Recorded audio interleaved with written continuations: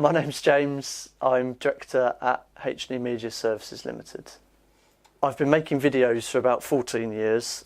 So in answer to your question, 12 years of which I've been running HNE Media as a sort of professional video production company, and that was back in 2005 when we started, and that was myself and my friend Ben, and sort of from there it's grown over the years, and now we have a small band of merry men. In terms of hardware, we use lots of different cameras. We've got the Panasonic Lumix GH4 that this interview is being filmed on. We've got a Panasonic DVX200, which is sort of a workhorse camera for filming all kinds of shows and other live events. We've got a Sony X70, which is again fantastic, reliable camera with sort of semi-auto but also manual settings that work really well for the kind of work that we do. But again, people in the industry use all different sorts of cameras. So you've got things like the FS5, which is a fantastic sort of cinema camera. So again, we have access to that through David, who works with us. We've got fantastic bits of kit. So in terms of things like numerous tripods, my favourite bit of kit is Big Bertha. And to explain to anyone watching this video, Big Bertha is effectively a 10-foot high tripod that you can put at the back of a room, and it will clear anybody at all that stands in front of it. And it's great if you ever do a live event, a show, a concert, anything where people could get in the way and ruin the shot. That's my favourite bit of kit. It's absolutely fantastic. We've also recently bought a monopod, so we can whiz round at events and other places where we've got to do sort of run and gun filming, and we can use that now on the fly. So lots of things. I'm not really big on sliders and having too many bits of kit. We're more simplistic, so sort of having less is more really, but we use what we've got effectively rather than having lots of different bits of equipment really. So in terms of software, we use Adobe Premiere Pro. So we've got the Creative Cloud suite, which obviously updates all the time. So we've got that as a commercial license. We used to have Final Cut, and we moved over to Premiere Pro when a design friend of mine who uses Adobe for InDesign and other packages recommended looking at it for editing, and I had a look at it and thought it was fantastic. And I think they're both great packages, but I've got used to Premiere Pro. We all use Premiere Pro. It talks to one another across all the computers that we use, and allows us to do everything that we need to do really. So yeah, that's my preferred package, but there's so many out there. There's Final Cut, Vegas, even people use Movie Maker, and with training courses that we deliver, I have to learn different packages so I can pretend at least to know what they're talking about when they come in and ask me about editing. So we can't just talk about Premiere Pro. I use that, we use that, but you need to understand other packages that people are using in a sort of domestic level as well. So there's no right or wrong really, it's just whatever suits the individual. Yeah, thank you. And from a professional standpoint, how do you meet your target audience's expectation? I know it's a little bit different to actual films and movies, but how do you still keep it appropriate for your target audience? Oh, what in terms of the content you mean? Oh, I see. Events and what you cut out during editing. Oh, yeah, that's good actually. I mean, my golden rule, my big thing is I'm not keen on swearing. So in terms of what we might cut out, I'm always quite upfront with people. Say if it's a wedding and their best man can't control his language, I will tell them at the outset that I'm not overly keen on that, and I'd rather sort of they didn't do it than we have to bleep it or cleverly cut it out, things like that. So that's one way we'd control sort of the content that goes out, and it's sort of managing people's expectations on what's appropriate and what's not. Other than that, with most things, it's generally whatever the client deems appropriate for their own audience. They often know better than we do if it's a particular area that they work in, so I'd be led by them. But if it doesn't feel ethically or morally correct, then I'd probably steer clear of it, I would think.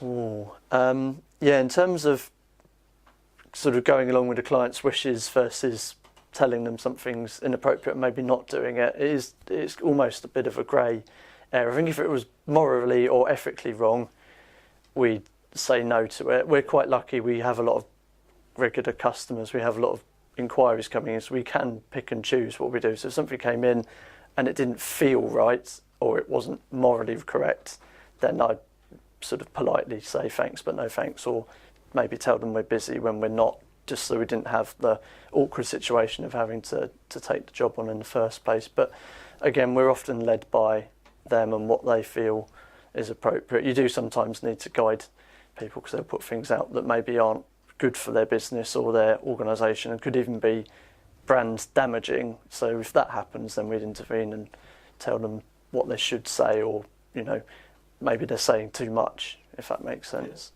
Yeah. Oh, what in terms of classification? Yeah, or like content? So elements of psychological thrillers, obviously, it is to do with the brain and affecting people by using maybe breathing or maybe sound, colour. Right.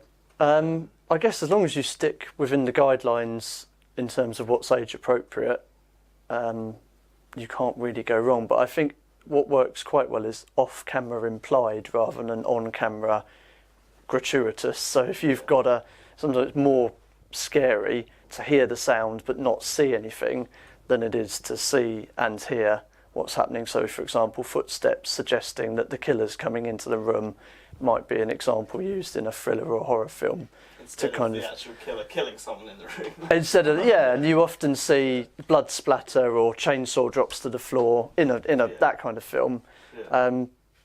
Psychological films, I guess it's more about making the viewer think something, and it's how you make them think that rather than what you actually show them. I think that's important. So in a way, you want them to imagine what's happening instead of show it to them, because it's almost more scary what you could create in your head than what you could properly show on film. Yeah, definitely. Yeah, it's much better to let people's imaginations run wild. I think that's where a lot of films go wrong, and they lose from when they're converted from a book into a film, is the book leaves a lot of it to your imagination and implies and leads you there, and you fill in the gaps, whereas the film has to show you everything. And I think the clever filmmakers stay truer to the book sometimes by leaving things out and implying things and leaving you to kind of fill in the gaps, really. When films have like a build-up, like a climax, for example, Alfred Hitchcock made Psycho with obviously the shower killing scene, which is a lot of film experts and anyone knows of. He made The Birds, and there's a lot of other North by Northwest. That's good. Yeah, and there's newer 39 ones, Steps. For example. Oh, what's the one, Rear Window? Is that one of his? Yes. Yeah, that's great. Window is one of his. That's quite good as well. I've been doing that today, looking out the window, stroking my dog. Exactly, yeah. Watching the world go by. But do you think that it is the tension, like the build-up in those films, that makes it good? Because there's obviously a lot of films. I spoke to a lady who went and watched it at the cinema when she was younger, and she said that nowadays, I think she thinks that scary films are, in a way, they're on the same. They're taking a different approach where they always show people the monster. And it's kind of a cheap scare, because you can show anyone something scary and they'll get scared, but there's no art around it. There's no the actual film. Like, for example, Alfred Hitchcock made people scared to go outside because birds. Because of birds, yeah. When really that's silly. Is it Day of the Triffids, the one with the plants? That's the happening. That's the happening, is I it? think it's the happening. Where the plants attack people. But these are everyday things. That's what I mean. Do you think that it's that type of climax towards the end of the film, or like that build-up of tension? Or do you prefer films where you see the monster? Like that's a toughie. I think, in terms of the films I enjoy, I'd probably say where the suspense is built up towards the sort of a climax at the end, or even the twist in the plot sometimes. I mean, there's fantastic ones. I'm trying to think of a good example where there's a massive twist. Oh, Sixth Sense. Oh, yeah. Where at the end it turns out that he's dead. Yeah. So, although I think the viewer kind of gets that from part way into the film, but not everyone realised, and you get to go, oh, he's actually a ghost. They hinted at it, but so I think that kind of film works really well. But everyone has different. Yeah. Would you say it's different for different types of films? For example, if you want an experience from a film, Sixth Sense is obviously one of those ones where people hate spoilers for it because it's very much an experience, almost like you're being a detective throughout, trying to understand what. Because obviously it is quite ordinary all the way through. It's apart from the child who's having nightmares, obviously, and I think one of the things about that is your experience of the film yourself, and you know, do you guess he's dead? Are you what yours interpretation? But obviously there's other films like Alien, where people enjoy seeing the monster because that's what the film's about, is seeing the alien. That is, because if you didn't show the alien throughout the film, there's a lot of people who are very angry. Well, they want their money back. There's no aliens in Alien. That's the thing, though, isn't it? So, do you think it's very much on the genre or the type of film that's produced? Yeah, in terms of the genre or type of film, I think it depends on what it suits. So yeah, if people want to see, you know, cars racing in Fast and the Furious, they'd be really disappointed if they came out of the cinema and didn't see any cars, for example. Or, you know, Jurassic Park with no dinosaurs. They want to see Jurassic Park with extra dinosaurs. It depends on what the film is, really, I guess, in terms. And then whether you know how it's going to end or not, if there's a plot twist. Sometimes people quite like the certainty, like Titanic. We all know how that ended. It's a historical event, but people still went to see it because they wanted to see it. They know how it ends. Sometimes it ruins a film if you do know how it ends, but sometimes it doesn't really matter. You just enjoy it for what it is, really. Yeah. Well, thank you very much. Pleasure. Thank you, Matt. And thank you for helping me with my research.